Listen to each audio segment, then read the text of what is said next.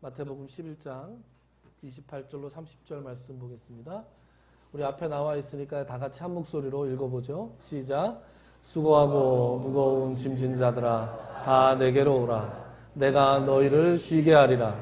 나는 마음이 온유하고 겸손하니 나의 멍에를 메고 내게 배우라. 그리하면 너희 마음이 쉼을 얻으리니 이는 내 멍에는 쉽고 내 짐은 가벼움이라 하시니라. 아멘. 오늘 창립 예배니까요. 평소하고는 좀 다르게 설교를 좀 해보려고 그래요. 평소에는 본문 강해에 충실하고 본문에 있는 뜻들을 주의하고 그것에 교훈을 받고 하는 식으로 설교를 했는데 오늘만큼은 그리스도인으로서 또 목회자의 한 사람으로서 이 교회에 대해서 또 신앙생활에 대해서 가지고 있는 그 생각을 솔직하게 좀 나누고 싶습니다. 다음 주부터는 이런 일이 없을 테니까 좀 너그럽게 양해를 해주시고 오늘은 제 주관적인 견해가 많이 들어간다 하더라도 좀 너그럽게 양해해 주셨으면 좋겠습니다. 교회가 이렇게나 많은데 또 하나의 교회를 또 시작해야 되는가 그런 생각이 참 많았습니다. 훌륭한 목사님들이 이미 목회를 너무 잘하시는 교회도 많고 또 저처럼 부족하고 허물 많은 사람이 또 하나의 교회를 시작하는 것이 과연 합당한가? 잘하는 일인가? 괜히 주님 얼굴에 먹칠하는 거 아닌가? 그런 갈등이 솔직히 있었습니다. 그런데 평소에 목회를 시작하고 난 다음에 가졌던 지론이 목회자는 말씀을 전해달라고 부르는 곳이 있으면 항상 달려가야 된다. 그리고 목회지는 항상 제일 먼저 부르는 곳에 가야 된다. 전후좌우를 따지지 않고 교회를 크기를 따지지 않고 항상 불러주는 곳에 먼저 불러주면 항상 간다. 이런 소신을 가지고 있었어요. 잠깐 이제 제가 부목사로 섬겼던 교회에서 영국에 가서 공부를 하고 난 다음에 잠깐 공백기가 있었고 그런 다음에 저를 제일 먼저 불러준 곳이 광명시 평생학습원이었어요. 그래, 평생학습원에서 일하는 것도 주님의 일을 하는 거다. 그렇게 생각하고 거기 가서 일을 했습니다. 잘 못했습니다. 잘 못했어요. 그때 생각하면 얼굴이 화끈거리는 일들이 너무 많습니다. 여러분 젊은 분들은 이불킥이라 그러죠. 자다가 벌떡 일어나서 이불 벌떡 차고 일어날 정도로 부끄럽고 참 그런 기억들이 참 많습니다. 그런데 지금도 돌이켜보면 뭐 좀 이렇게 잘한다 김홍규 목사 일 잘한다 이렇게 그런 소리를 나름 들으면서 일했을 때보다 그때의 실패의 경험들이 저한테 더 많이 약이 됐다. 그런 생각을 저는 해보게 됩니다. 어쨌든 그 광명시 평생학습원 일을 끝내고 저를 제일 먼저 불러준 곳이 광명 임병원이었어요. 제가 임병원에 잠깐씩 가서 설교를 했었는데 제가 이제 광명을 떠나는데 병원에서도 떠나야지 하고 원장님한테 저를 이제 광명을 떠납니다 그랬더니 양떼가 아닌데 어딜 가요? 그래서 광명임병원에서 예배를 인도하기 시작했습니다. 잘한 것 같지는 않고요. 오래는 했습니다. 한 12년 정도 한 것 같아요. 일주일에 2번씩 예배 드리는 거 그냥 했습니다. 인원이 많지 않았어요. 지금 이 교회는 지금 여러분들이 있잖아요. 초대형 교회입니다. 초대형 교회. 그때 같이 임병원에서 예배드렸던 용사들이 지금도 여기 계시네요. 그때 우리 한 5명 모이면 정말 와 오늘 정말 많이 왔다 막 너무 좋아했던 것 같아요. 한 7명 오면 막 와 오늘 부흥이다 부흥 막 이런 생각하고 그렇게 10년 이상을 임병원을 섬겼습니다. 잘한 것 같지는 않고 그냥 끝까지 했습니다. 병원이 어떤 사정에 의해서 병원이 해산할 때까지 그 자리를 지켰는데 제가 잘했다는 소리를 계속해서 못하고 있는 게 여기 저를 불러주신 분들이 여기 다 앉아 계세요. 그래서 제가 거짓말을 할 수가 없습니다. 뭐 잘한 척도 못하고 여기 평생학습원으로 불러주신 분, 인병원으로 불러주신 분 여기 다 원장님들이 앉아 계시기 때문에 무슨 말을 할 수가 없네요. 그리고 나서 저를 불러주신 곳이 새생명교회였어요. 새생명교회에서 말씀을 전할 사람이 필요하다. 그래서 글로도 갔습니다. 글로 가서 5년 정도 거기서 말씀을 전했던 것 같아요. 말씀 전하고 교회 사정이 생겨서 이제 거기를 사임하게 됐는데, 그리고 나서 사임을 하면서 제 마음속에 어떤 사람이 그럼 개척해야지 더 얘기를 하는 거예요. 불러주는 데는 없을 것 같고 개척해야지. 그럼 개척해야지. 그리고 제가 깜짝 놀랐어요. 개척한다고? 깜짝 놀랐습니다. 아니 지금 나이가 남들은 뭐 20년하고 원로 목사하고 이럴 때인데 개척을 한다고? 근데 개척을 해야 되겠다는 마음은 굉장히 확고했어요. 하나님이 주신 마음 같았어요. 분명히 생각은 분명한데 야 이거 어떡하지? 이런 생각했습니다. 그때 저에게 힘 주신 분이 하나님께서 이제 저한테 동역자들을 보내주셨어요. 그 중에 한 분이 우리 한규변 장로님이세요. 한규변 장로님은 인병원에서 처음 예배드리는 날 우연히 인병원에서 만나게 됐어요. 그리고 나서 그때부터 일주일에 한 번씩 매주 이렇게 예배를 여기저기서 같이 예배를 드렸어요. 인병원에서 예배드리고 새생명교회도 같이 와주시고 여기도 제가 시작할까 한다 그랬더니 목사님 저도 끝까지 같이 하겠습니다. 그래 주셔서 천군 만마를 얻은 것 같았어요. 그래서 벌써 우리가 한 16년 정도 같이 있었나요? 와 정말 오래 같이 있었네요.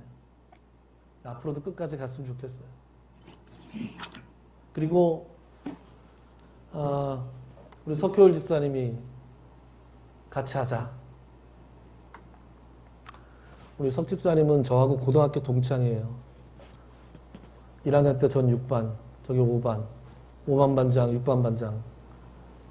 같은 동아리도 하고. 그래서 친하게 지낸 적도 있었고, 또 서로 일이 바빠서 못 본 적도 있었고. 그리고 한 40대에는 우연히 만나서 좀 가깝게 지내면서 같이 성경 공부도 좀 했고. 그래서 하나님 안에서의 소망을 좀 나눴는데 각자 출석하는 교회가 다 따로 있었어요. 그런데 새생명교회에 제가 이제 말씀 전한다고 하니까 흔쾌히 어느 때부터 한 3년 전부터 우리 새생명교회에 출석을 해줬어요. 그리고 이번에 개척을 한다 했더니 뭐 두말 하지도 않고 당연히 같이 해야지 그러면서 이 셋이서 동역을 시작했습니다. 그래서 용기를 좀 더 낼 수 있었던 것 같아요. 혼자 했으면 얼마나 막막했을까 그런 생각합니다.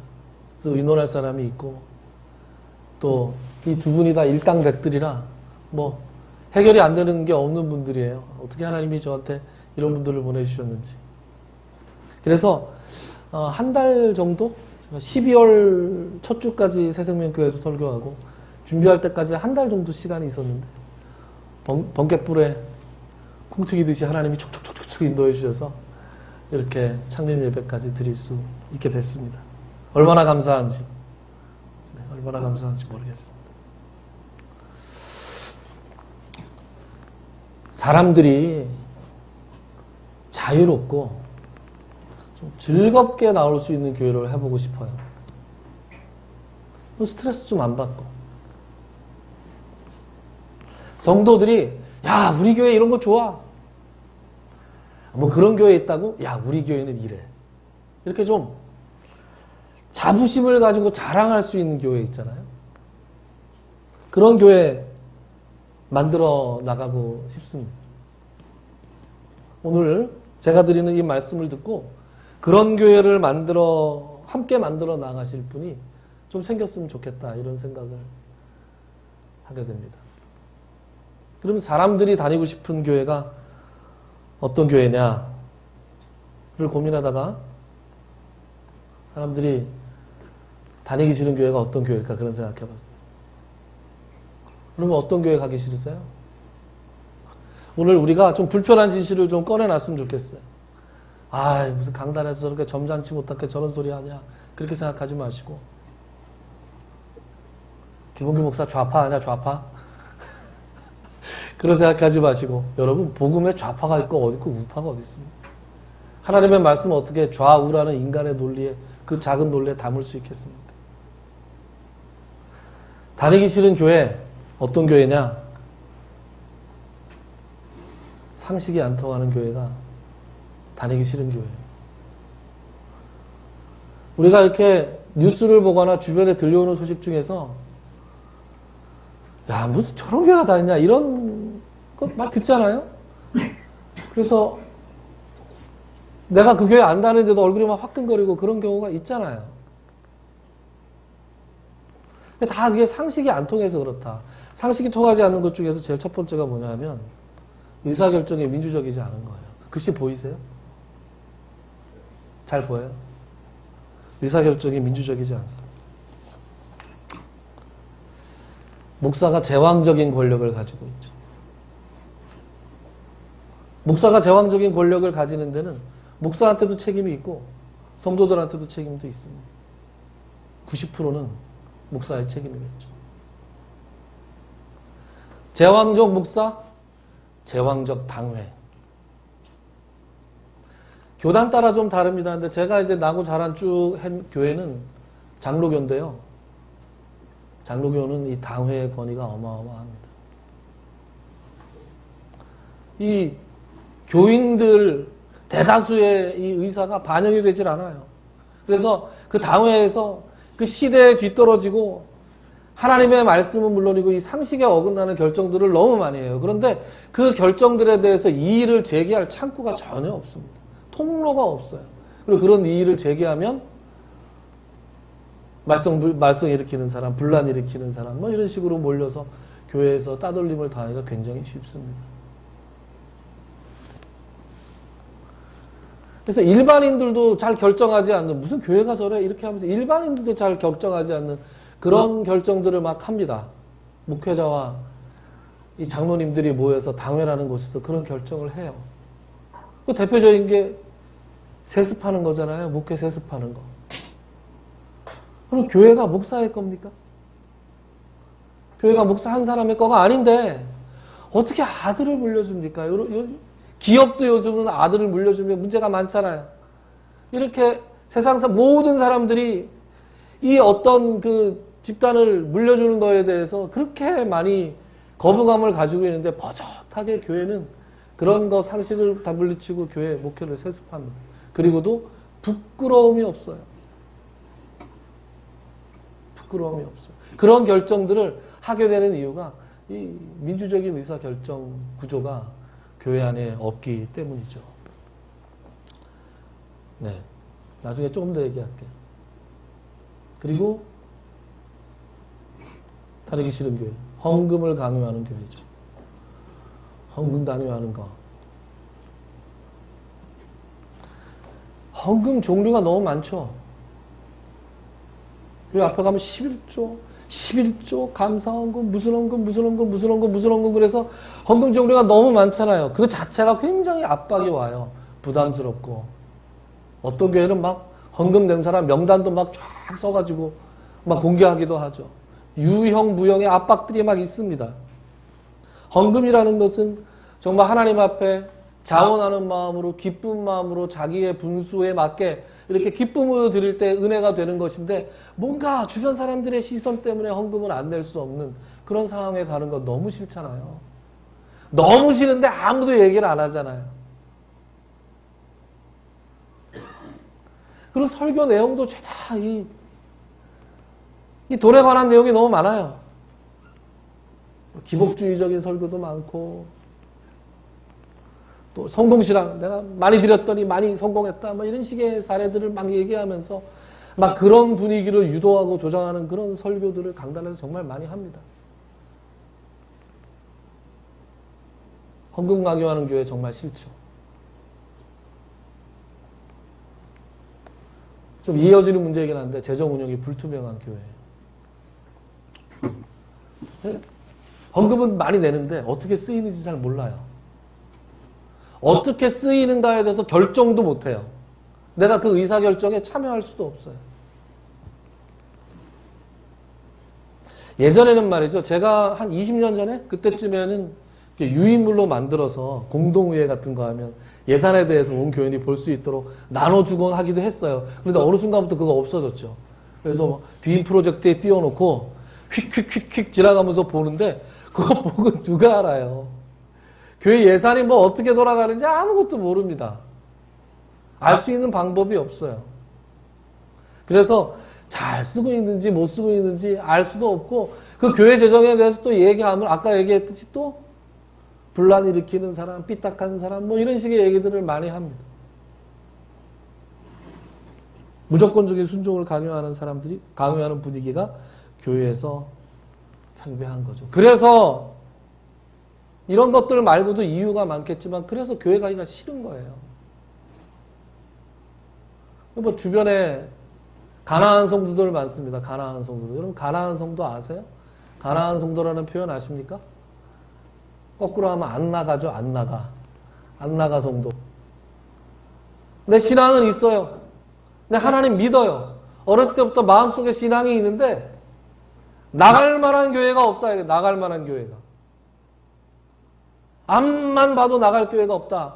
물론 교회의 잘못일 수도 있고 또 개인적인 신앙의 문제일 수도 있겠지만 주변에 그러면 어디 교회 좀 나가보세요 하고 추천할 만한 교회도 마땅치 않고 막 그래요.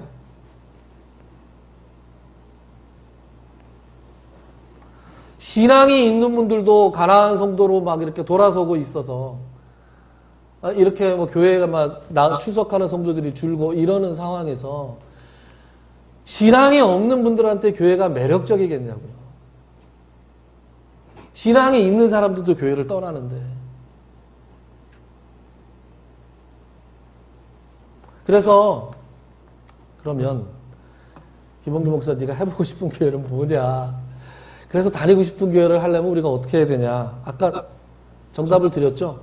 다니기 싫은 교회는 어떤 교회? 상식이 안 통하는 교회. 그러면 다니고 싶은 교회는 상식이 통하는 교회죠. 상식이 통하는 교회. 우리의 일반 상식과 신앙 상식이 건전하게 통하는 교회가 다니고 싶은 교회가 아닐까 그런 생각합니다.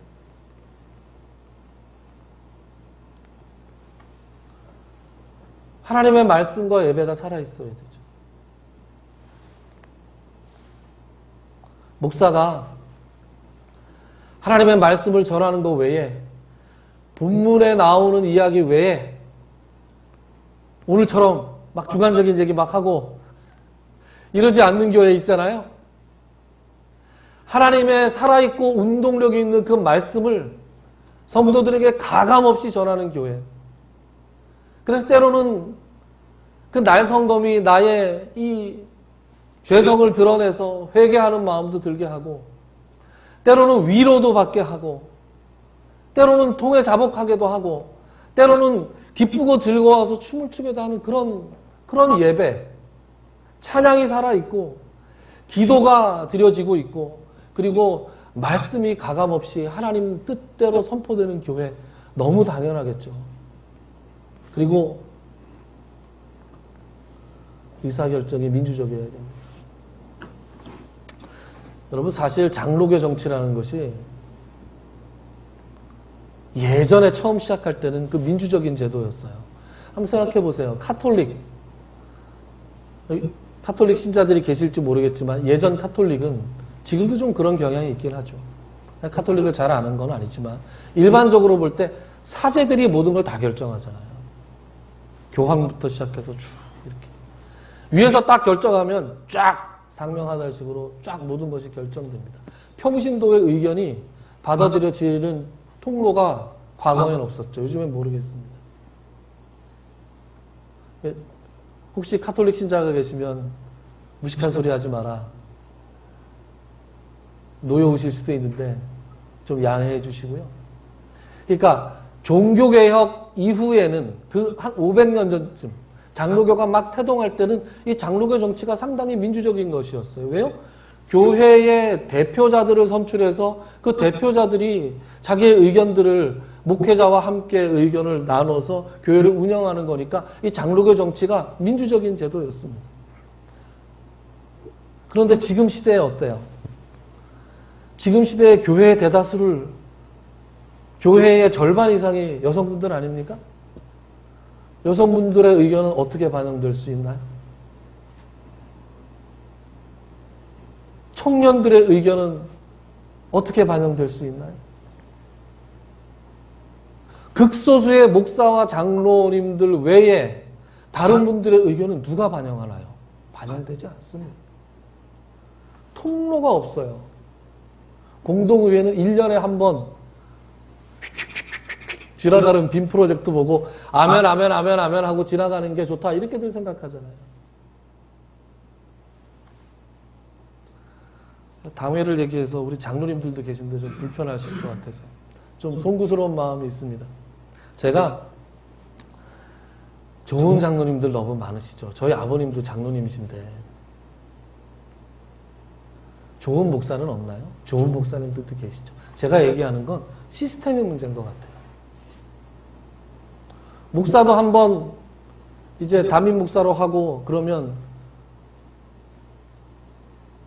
은퇴할 때까지 계속 목사잖아요. 어떠한 견제도 안 받잖아요. 목사는 그래도 이렇게 강단에 서니까 비판의 초점은 돼요. 그래서 목사님이 어떻다, 목사님 설교가 어떻다, 목사님 요새 뭐 기도 안 하는 것 같더라, 목사님이 왜 그런 식으로 처신을 해가지고 성도들 마음에 상처를 주냐, 뭐 이런 식의 얘기들은 들려와요. 그래서 목사가 반성할 계기는 왕왕 있습니다. 그런데 장로님들은 정말 없어요. 50세의 장로가 됐다고 합시다. 20년 동안 어떤 견제도 받지 않는 절대 권력을 가지게 돼 있어요. 교회의 문제를 어떤 결정을 해도 장로님들이 도전을 받지 않는다니까요. 그런 분들이 당회에 모여서 극소수예요. 우리 온누리 교회는 장로님 많으시죠? 엄청 많으시죠? 네? 네? 몇백 명, 교회가 몇몇 명인데 몇백 명이 많은가요, 사실?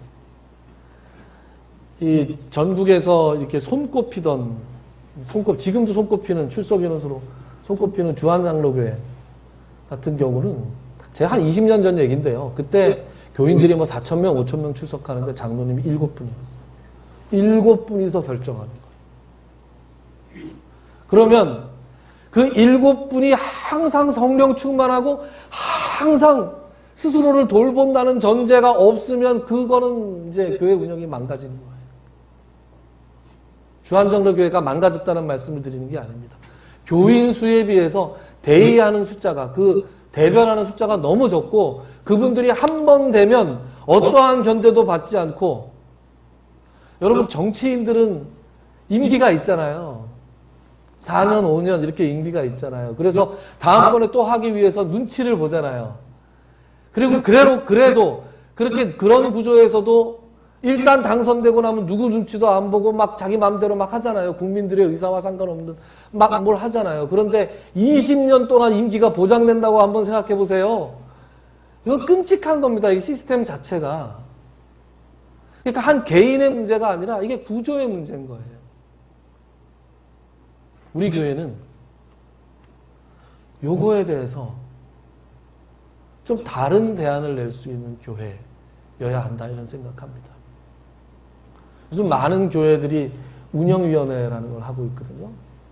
운영위원회는 임기가 정해져 있고, 그리고 각 계층을 대변하는 사람들이 뽑혀서 전체적으로 교회 의사를 결정합니다. 우리 교회처럼 지금 이제 많은 분들이 와 계시지만 이제 이제 각자 갈 길로 가시고 나면 우리 이제 서너 명 이렇게 모여서 예배 드릴 텐데, 서너 명이서 무슨 대의기구 뽑을 필요 없겠죠. 서너 명이서 모여서 전체적으로 만장일치로 의사결정하면 되겠죠. 그런데 조금이라도 늘어나면 소수가 마음대로 정면 퇴직할 때까지 의사를 마음대로 결정하는 구조는 좀 없어야 되겠다. 그런 생각합니다. 그래서 교회 다수를 차지하는 여성분들, 젊은이들이 나오고 싶겠어요. 자기들의 어떤 의견이 하나도 저 어렸을 때 생각해보면 청년 시절에 목사님하고 장로님이라는 분들은 늘 뭘 못하게 하는 분들이었어. 기타 치지 마라. 피아노 치지 마라. 강대에 올라가서 뭐 하지 마라. 그냥 하지 마라라는 얘기. 그래서 그냥 장로님들이 늘 무서운 분이었어요. 그렇지 않았어요, 여러분들 젊었을 때? 장로님들은 왜 이렇게 또 무서웠어요, 실제로? 왜 이렇게 무서웠나 몰라요. 지금 목사가 그렇게 했다가는 그냥 다 도망갈 텐데, 그때 목사님도 이렇게 무서웠어요. 그래서 민주적으로 의사가 결정되는 교회. 헌금 문제가 없는 교회. 여러분, 혹시 들어오시다가 헌금을 하신 분이 혹시 계시면 아시겠지만, 헌금에 아무 명목이 없죠. 100봉투로 하면 너무 심심할 것 같아서 그래서 헌금 봉투라는 느낌은 줬는데 거기에 아무것도 없습니다. 무슨 명목 없어요. 11조, 감사헌금, 무슨 헌금 그런 거 없습니다. 앞으로도 없을 거예요 라고 얘기하면 제가 혼자 결정하는 거잖아요. 제왕적 목사가 되는 거잖아요. 없었으면 좋겠어요. 그래서 우리가 함께 결정을 해야 되겠지만 목회자로서에서 오시는 헌금의 명목이 없어야 한다. 헌금은 하나님과 내가 알면 되는 거예요. 저는 개인적으로 이름 쓰는 것도 별로 안 좋아해요. 그런데 요새 직장생활 하시는 분들이나 뭐 세금 문제 이런 게 있기 때문에 이름 쓰시고 싶은 분들이 있잖아요.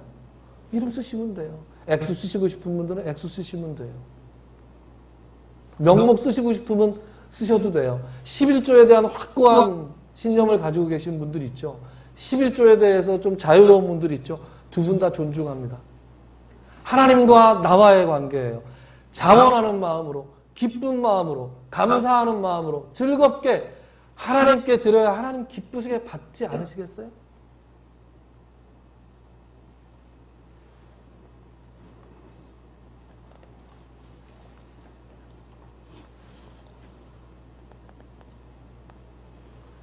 제가 목사가 되고 다른 목사님들하고 이야기해보고 이렇게 보면 이 신학교 다닐 때부터 나는 강단에서 돈 얘기를 열심히 하겠다 이렇게 생각하는 목사는 아무도 없습니다. 그렇지 않겠어요? 처음엔 다 누가 그렇게 돈 얘기를 하려고 목사님 우리 신학교에서 돈 얘기하라고 배우나요? 안 그렇잖아요? 다 싫어합니다. 돈 얘기 하시는 목사님들도 돈 얘기하기 싫어해요, 사실. 근데 왜 할까요? 할 수밖에 없으니까 하는 거예요. 그럼 왜 할 수밖에 없어요? 예를 들어보자고요.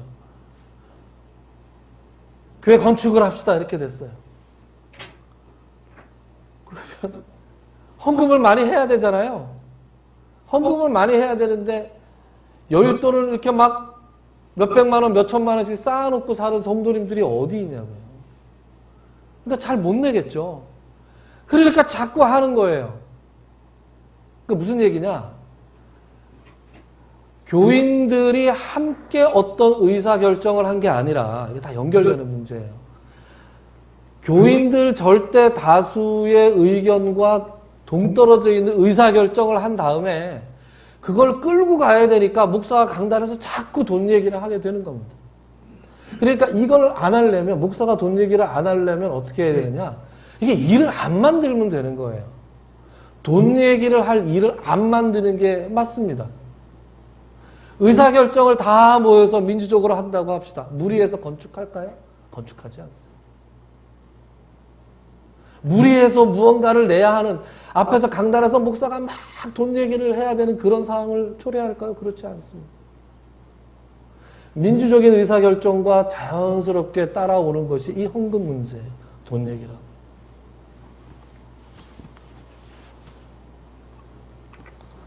그리고 재정을 투명하고 성경적으로 사용할 겁니다. 사용할 겁니다. 사용하고 싶습니다. 말 조심해야 되겠네요. 교회 재정을 홈페이지가 만들어지면, 아직 홈페이지는 안 만들어졌고요. 블로그를 우리 석효일 집사님이 뚝딱뚝딱 해서 만들어 놨습니다. 교회 블로그. 교회 블로그 가려면 어떻게 해야 되죠?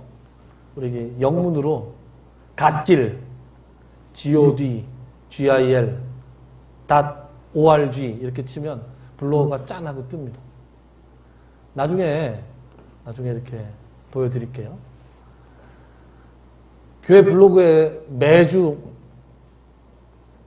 헌금이 들어오고 나가는 거를 공개할 겁니다.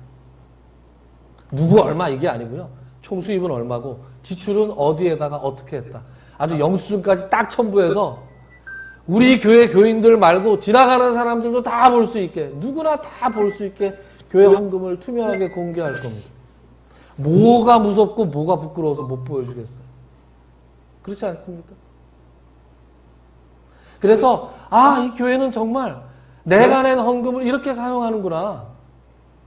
이렇게 쓰고 있구나. 이거 잘못했네. 뭘 알아야 지적도 하죠. 그래서 잘못 사용한 것에 대해서 교인들이 이야기하고 또 그것을 철저하게 반영하는 그런 교회를 해야 되지 않나. 그리고 대외적으로 교회 헌금을 많이 사용할 거예요. 대외적으로.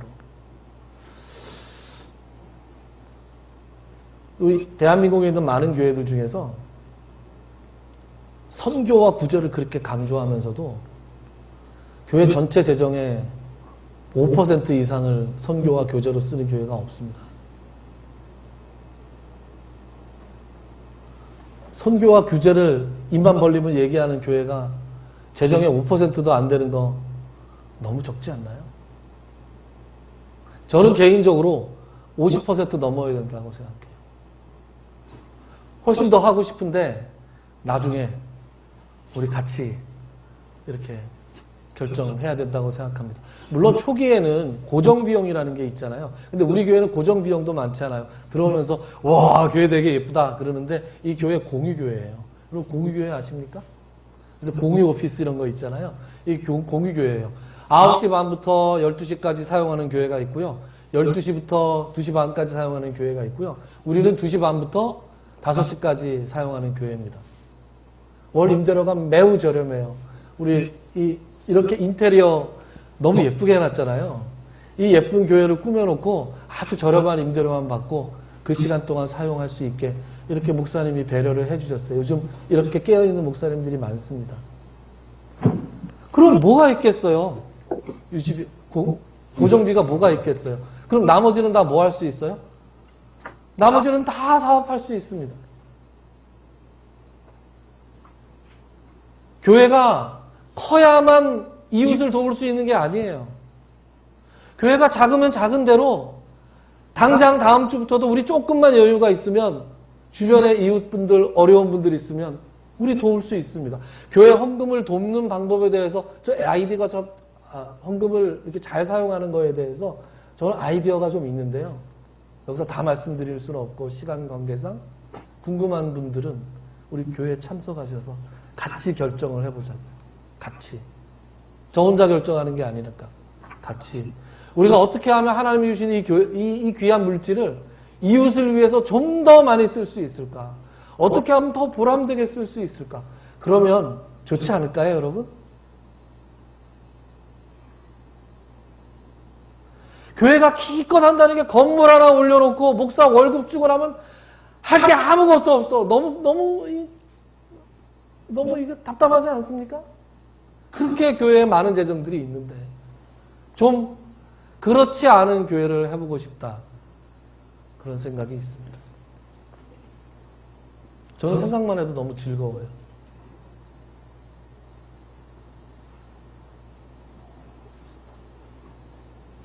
그 다음에 별로 즐거운 얘기는 아니지만 꼭 하나 짚고 넘어갑시다. 이 직분자 선출 문제가요. 이 모든 문제들이 다 얽히고 설켜 있는 이 종합 선물 세트 같은 문제. 이 교회 장로, 무슨 안수집사, 무슨 권사, 이 뽑는 선거 있잖아요. 이게 정말 문제입니다. 정말 문제. 지금 저희 아버님도 장로님이시고, 장로님들 여기 계시고 한데,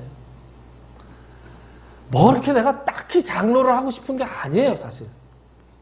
네? 내가 장로가 돼야 되겠다, 이렇게 생각하지 않아요, 다들. 안수집사 별로 되고 싶지 않아요. 자기가 그만한 자격이 있다고 생각하는 분들도 많지 않습니다. 오히려 자격이 있다고 생각하는 사람들, 오히려 교만한 사람 아니에요?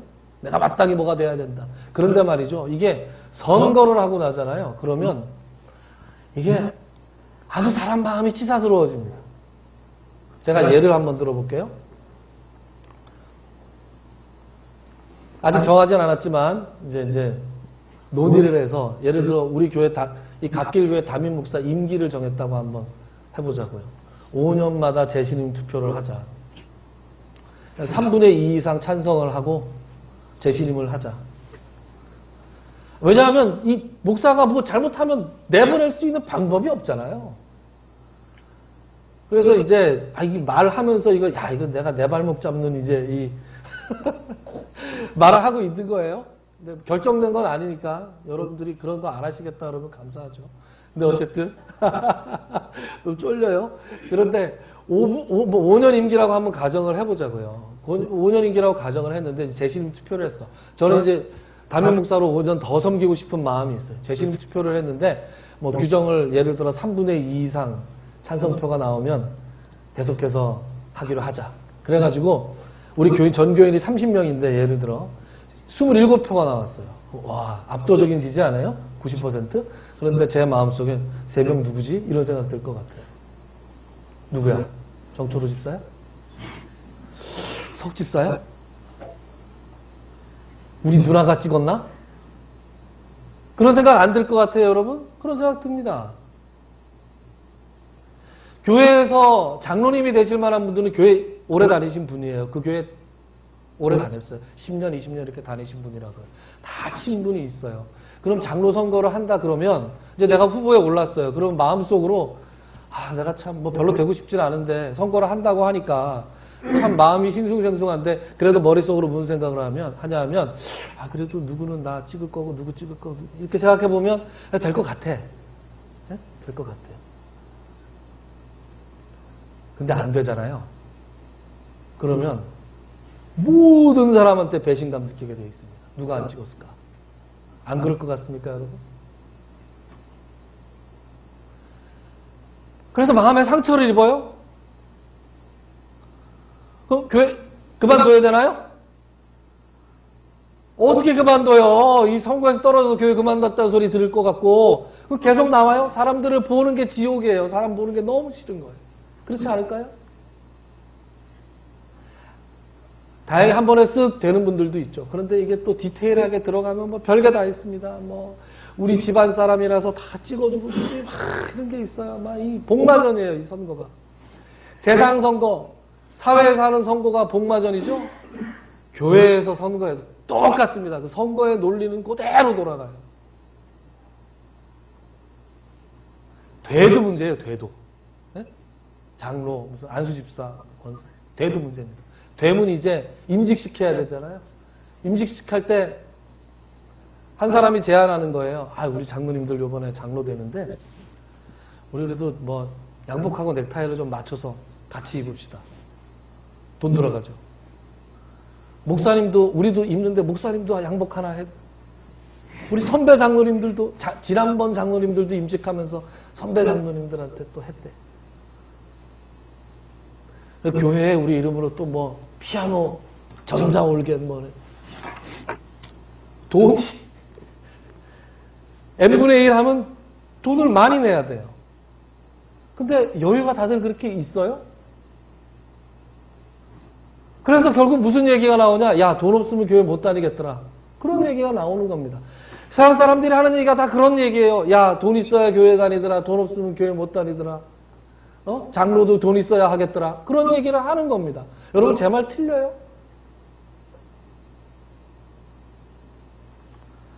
권사님들 한복 예쁘게 곱게 같이 맞춰 입고 사진 찍고 좋은데 한복 1년에 한 번 입는데 이것도 한복 잘 입고 선배 권사님들 또 뭐 한복 해드리고 돈이 막 이렇게 저렇게 막 들어요.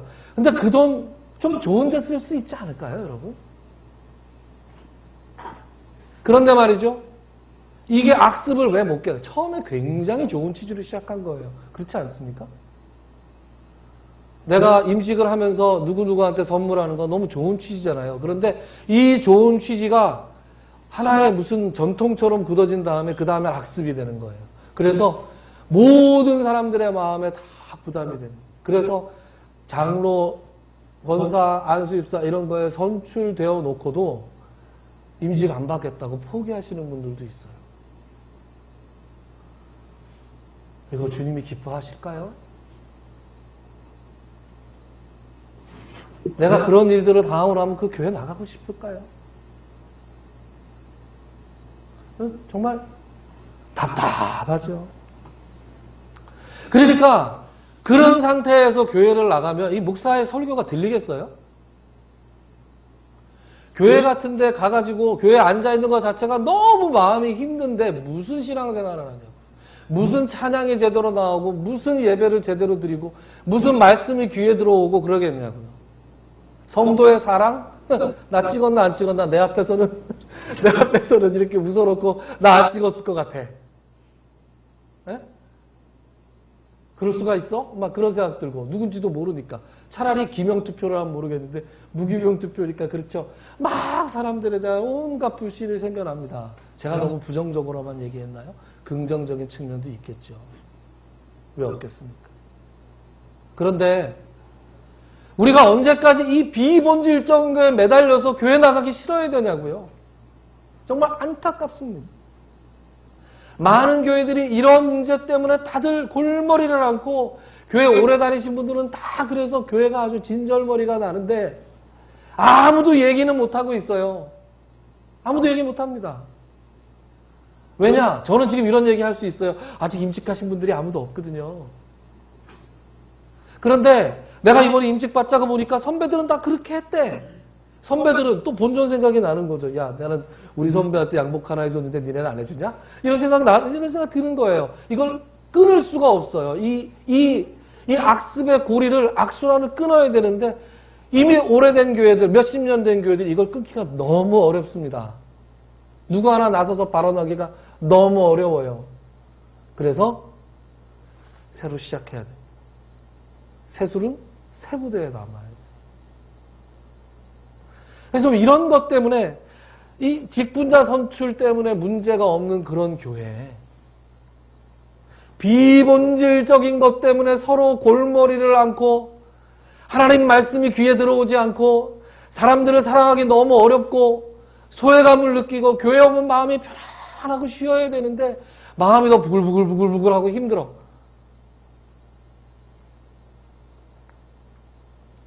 그런 시험에 드는 일이 없어야 하지 않을까.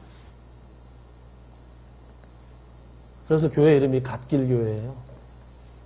여러분 갓길 아시죠?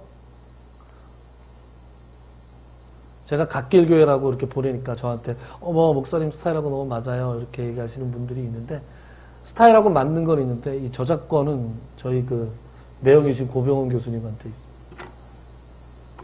이렇게 좋은 이름을 고 교수님 통해서 하나님이 우리에게 주셨어요. 여러분 우리가 고속도로를 질주하다가 차에 문제가 생기면 갓길에 세워야 되잖아요. 그래서 트렁크 열어보고 뭐 아는 거 없어도 뭐 연기 나는 거 없나 이렇게 쳐다보고 그죠? 차를 잠깐 쉬게 하고 살펴보고 또 도움의 손길이 갓길을 통해서 오잖아요. 그것처럼 우리 교회가 그런 곳이 되고 싶어요. 우리가 잠깐 이 질주하던 이 인생의 여정에서 잠깐 쉬어야 됩니다. 옆으로 나가서 잠깐 우리를 쉬게 하고 그리고 우리를 살펴봐야 돼요. 하나님의 말씀에 비춰서 나 자신을 돌아보고 내가 지금 잘 살고 있는가 한번 살펴봐야 됩니다. 그리고 도움의 손길, 하나님의 손길이 나를 향해서 오고 있는가? 이 갓길을 통해서 기다려야 됩니다. 우리 주님께서 우리가 오늘 본문 읽었지만 수고하고 무거운 짐진 자들아 다 내게로 오라. 내가 너희를 쉬게 하리라 그랬는데 교회에서 쉼이 없어요. 갈등만 심해요. 우리 교회가 정말로 올 때마다 여러분들이 주님의 사랑과 평화 안에서 편안하게 쉴 수 있는 그런 교회가 되기를 정말로 소망합니다.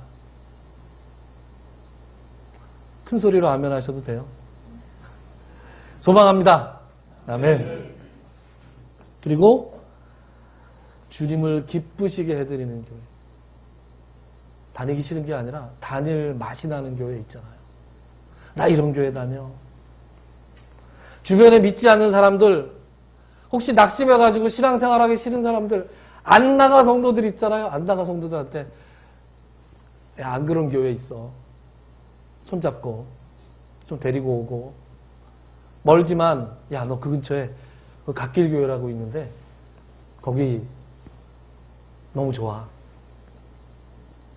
이런 거 안 하는 교회야. 너무 좋아. 이렇게 소개할 수 있는 그런 교회, 그렇게 자신 있게 소개하고 데리고 올 수 있는 그런 교회 우리 한번 같이 해보시지 않으시겠어요? 그런 교회를 함께 만들어 나갔으면 정말로 좋겠습니다. 기도합시다.